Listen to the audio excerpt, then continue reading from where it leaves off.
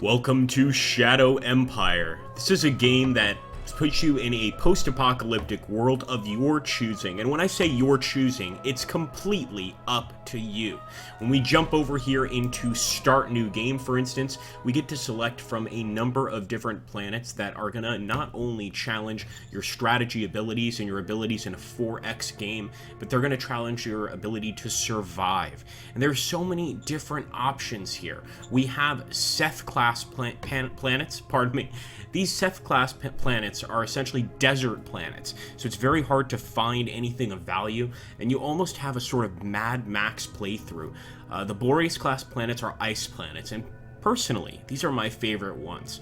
I'm fascinated by ice and by huge mountains, and I think this is a really interesting start as well. But if you want to go even crazier, we can go to Cerberus-class lava planets. These planets are extremely close to their neighboring stars, and of course can cause quite a lot of difficulty when you start on them. The Siwa-class, on the other hand, are very similar to Earth, and pretty much if you just want to have a really temperate start in the game, this is what you want to go for. We've also got the Medusa class, which quite frankly is interesting because of the fact that it has xenobiology on it, and I mean that quite seriously. There are aliens on this planet. It's terrifying. All of these planets, of course, test your strength in one way or another, and we're probably going to go ahead and take a Medusa class just so you guys get a cooler picture of the beauty of some of these planets. So you can, of course, add all sorts of different things. In fact, you could even go ahead and select whether you want to have crime syndicates, a corporation, and cults and sects, which are all going to, of course, affect you big time in the game itself. And they're going to affect your government. You're going to have to choose to support them or neglect them, maybe even to kill them if it comes to that. Now, we're starting at beginner here. We're not actually going to be doing a playthrough, but I want to show you guys some aspects of the game that I think you're just going to find really fascinating. Now, look at our planet currently. The average temperature is 29 Celsius. This is a very hot planet, not to mention that the tilt is a bit off. You can also re-roll anytime you want if you want a different planet, but I'm going to go ahead and get started with this. So let's jump right in and see how we do in Shadow Empire, or at least show you some of the basic stuff in the game itself. Now, the geology is quite interesting. It's only 6% mountainous. I like to have a lot of mountains, but in this case, we're going to go ahead and accept it. And you can see that this planet only has 5% of it as oceans. Obviously, we're going to be relying on rain and rivers to actually get any sort of water. And yes, water is something you need in this game as well as food. If you don't have either, you're going to be off to a very rough start. And that's where those desert planets, they're really interesting to start with because you're pretty much fighting everybody around for water. So Matoso Lumis is going to be the name of our planet, and we are going to jump into the game and see exactly what Shadow Empire has to offer.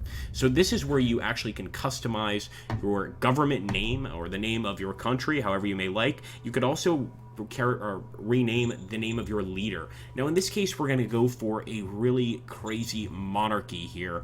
In fact, we'll go for an extremely dark monarchy here, and we'll call ourselves, how about Lords of the Shadow?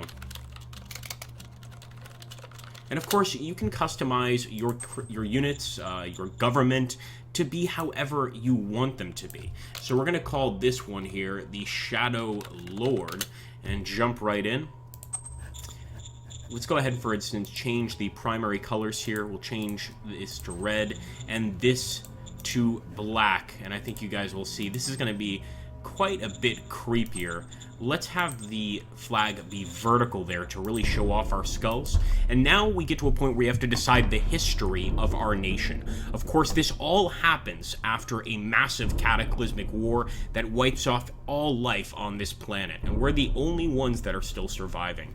Now, you can play this from an RP perspective and just go ahead and make a decision, or you can look at the bonuses that you're going to get from these decisions.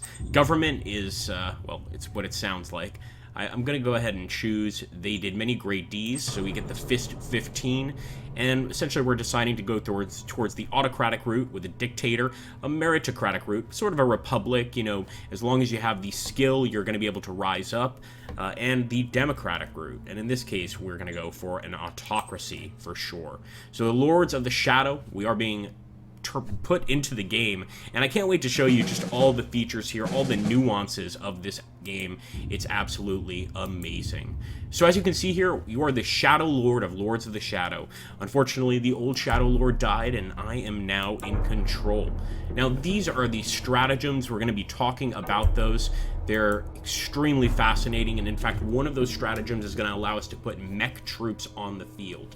We've got an ascension speech here, and this is where you determine exactly what kind of leader you want to be. We're going to go ahead and select calculating and logical, and this gives us a chance to spend our political points. I am going to go ahead and spend our political points on an economic council. I don't want to run out of money.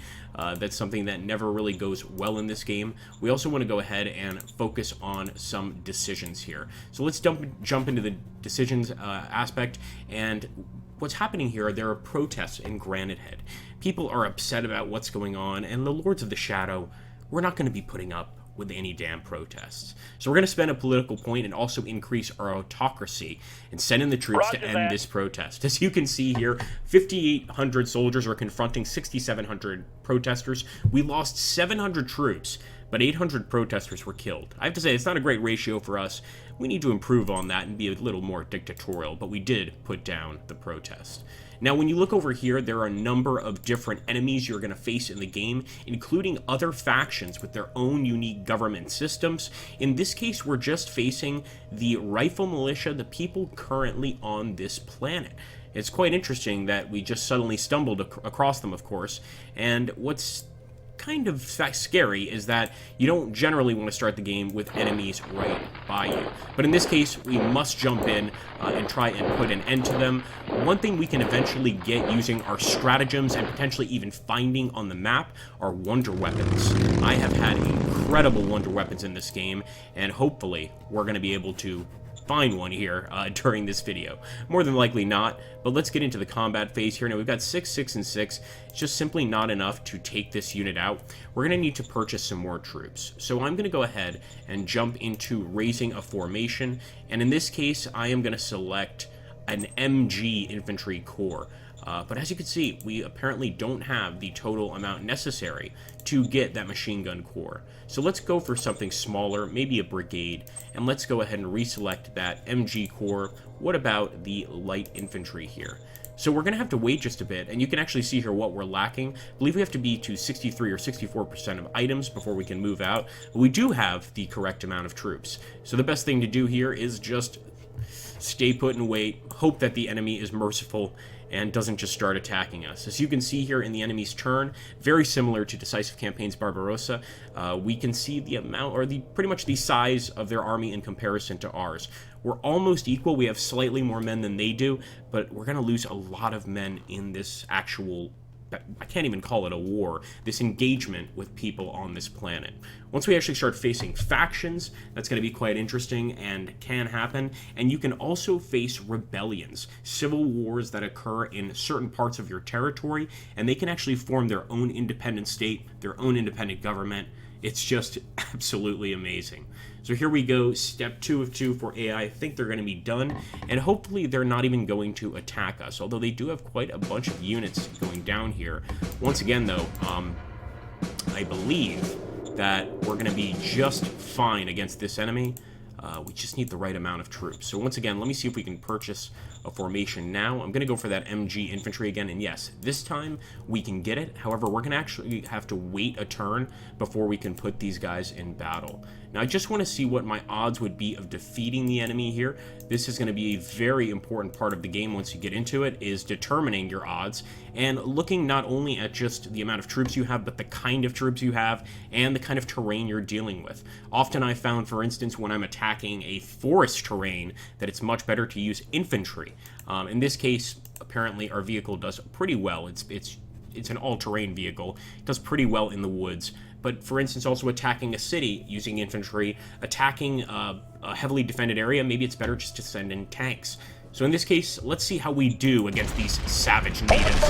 Let's just put it clearly, the Lords of the Shadow aren't going to deal with natives getting in our way. And already, you can see we've done a very, very good job. Our men have performed quite well. If we want to see a textual explanation of what's happened. We've killed 700 of the enemy and 1,700 retreated for a loss of about 200 of our own men. Keep in mind that this is, of course, an apocalyptic scenario, so you're not initially going to have battles where you're going to lose thousands of men. But believe it or not, once you start expanding your empire, creating new cities, you are going to be losing men left and right. And you could even have massive, massive wars with hundreds of thousands of casualties. Right now, I'm just going to start expanding, and expansion is an important part of the game, but you have to keep in mind that we also have leaders and generals that are going to be commanding these men, and we want to make sure that those heroes and generals not only gain skills, but that they can move with the men, because if our men aren't near them, they're not going to be getting supplies. They're also not going to be getting supplies if we don't have any roads or any buildings producing the supplies we need. Now, if we look in the left screen here, we can see the food, the water, the oil, etc. Everything here is going up, which means that we're generating some income from places like Stanau here, the town now under our control, and just the surrounding areas. But that's just not enough. We've got to move out of here, and we've got to take a look at other areas. That being said, it looks like it's time to show you the government aspects of the game, and I absolutely love these. It really can get down to backstabbing one of your own government ministers if you want to go down that route, and I mean that quite literally. Now, you could also be very democratic and just decide to be a good leader and let the people decide who the next president's going to be. Now, a military parade has been offered, and I am going to allocate 200 credits. I don't have a lot of money to spend, but this is going to really improve our respect with the militia, essentially the military faction here in the game itself. Now, if we look at the free folk, it looks like a few people, 106 to be precise, have decided to join us. And these are just people, pretty much refugees, looking for a place to live after this cataclysmic event. And I'm going to go ahead and accept them into the fold, because let's face it, we need as many people as possible. Now, the national budget allocations, these don't come every turn, but occasionally you're going to get national budget allocations, and you have numerous different government offices, which you can, of course, hire leaders for and determine other allocations as well. Now, I really want to focus on the economy, so I'm going to go for Economic Council priority here at 52%. Let's do that, and we're going to appoint a director for the Economic Council as well. There we go. Now, as for Economic Council task priorities, you can change this as you see fit. I am going to declare no changes and just keep everything very even. Now, look at this. As I said, in this game, you get a lot of different decisions, and in this particular decision, we have the offer to buy slaves. For 340 credits, we can actually buy slaves.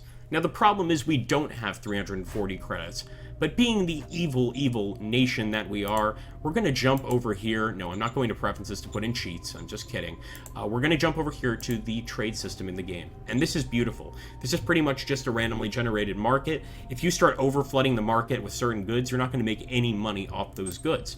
But thankfully, we do have quite a lot of fuel here, which we can actually offer to the this guy here. Actually, we've got a lot of water, so let's sell the water. You can see it's not worth many credits. It's worth 0.16 per gallon of water, essentially. Yes, sir. But we're going to go ahead and sell some of our water just so that we can purchase these slaves for the good of our empire. Let's purchase them, and there we go. We also got some commerce points, which are going to help us with future deals. Now, one major aspect of this game is going to be actual supply lines. Now, this area of London right here, I know I chose the most original name in the world, doesn't really have much in the way of roads, and that's partially because I haven't exactly been using my industry points the way I should, but also because this is a very wooded area. So what we want to try to do is extend this road over here, and we can actually jump over here and see the current points used. These are where our supplies are essentially moving through, so they're moving through our cities of Midway, Redfield, and of course London herself. However, I want you to keep in mind that these areas aren't actually towns. They're actually industry points, factories, etc. But in this time of a post-apocalyptic future, there are going to be some people that are going to move into these places and set up shop. So what I want to see is used points. And this shows how our actual supply is spreading out to the rest of our men. And you can see over here, we're getting down all the way to 16, when up here we're at 108. this is not good. Even the guys up here aren't doing too well, and really one way we can improve that is to get those roads a bit closer. Unfortunately, that costs us industry points, which we currently don't have. When you do actually get a road, you can get a sealed road, which definitely provides better range and really makes wheeled vehicles in general move faster and looks much nicer. But we're going to try to just build a dirt road here. And honestly, I don't think we're going to be able to. We'll select pretty much one of our commanding units. And no, I want to go this way towards Sawson. No, we're going to have to wait a turn. But once again, the idea would be to go over here, get these roads over to where our men are, and this is going to change. We're going to be getting a lot more supply down to our men. If we got those sealed roads, we would get even more supply. If you're not too careful with your government, this might occur. Right now, we actually have some London rebels that have risen up in the Cottonar wilds, and this could put an end to our entire civilization, essentially. Once they actually manage to take London itself, it's all over. The rebels move in, execute our leaders, and instill their own. Now, industry is a very important part of this game, and of course, constructing assets is also very important. And what assets are essentially resources that you find in your area, which are going to increase, of course, either your food, your oil, any number of different things here. You could even be dealing with radiation if you're not careful. But in this case, the only asset I really wanted to purchase is industry. And the reason is because industry is what you use to build roads, it's what you use to build new buildings, and it's what you use essentially to just expand your technological capacity in any empire you're in. So I'm going to go ahead and start construction on that industry there, and you'll see that some of these local tiles here, I don't see them here because our men are probably covering them, but some of these local tiles will eventually have a little construction symbol over them, and you'll see that that area is being designated for whatever you choose. We're doing fine on food right now, we're doing fine on water as well, but we've got a lack of ammunition, and that we can always just use that awesome trade system for, which is really great. We can purchase ammunition with our funds, but one thing that's going to be quite important soon is going to be food. So we do want to eventually buy an agro farm, and I believe that's over here. Currently, the only assets available are the Xeno agricultural facility, but we don't even have the actual ability for this. We need to unlock the agricultural dome, which is sort of an indoor facility that can grow crops which we can eat in this alien planet of sorts. I'm guessing that a lot of the crops that could be around this forested area would not be something that you'd want to chew on unless you want to drop dead. Leaders are going to be a very important part of the game, but what else is going to be quite important is going to be the overview of the support you have with your people. And this is just a collection of so many different things, but obviously depending on your empire or your kind of government, you can improve this in a number of different ways. You can improve people's lives, you can be terrifying and ferocious and scare them that way if need be. Once we jump over here to this actual screen I'm looking at, we don't have the card currently here, but when I said that you can kill your leaders, I was being quite serious. Eventually, you'll actually get cards here which allow you to assassinate some of your own leaders. And the reason being that their relations are affected by a number of different things. And quite often, no matter what government you're going to be a part of, you're going to get a rebellion like we saw earlier pop up, and many times these leaders will be behind that rebellion. It's even possible to arrest leaders for embezzlement of funds or to try to put them on trial. So it's really fascinating, just the user agency or the player agency that this game has. And I think that's what's going to make it one of the best games of this year, maybe one of the best games of the decade. Anyway, guys, I hope you enjoyed this short overview of the game. I can't tell you how much more there is to Shadow Empire. I'd love to do a Let's Play series or a campaign, so if you enjoyed this video and it helped you make a decision on the game, hit that like button, drop a comment down below, and of course, subscribe to our channel. Also, let me know if I were to do a campaign, what kind of government would you want me to play, and what planet would you want me to play on? Thank you so much, take care, and I'll catch you on the next one.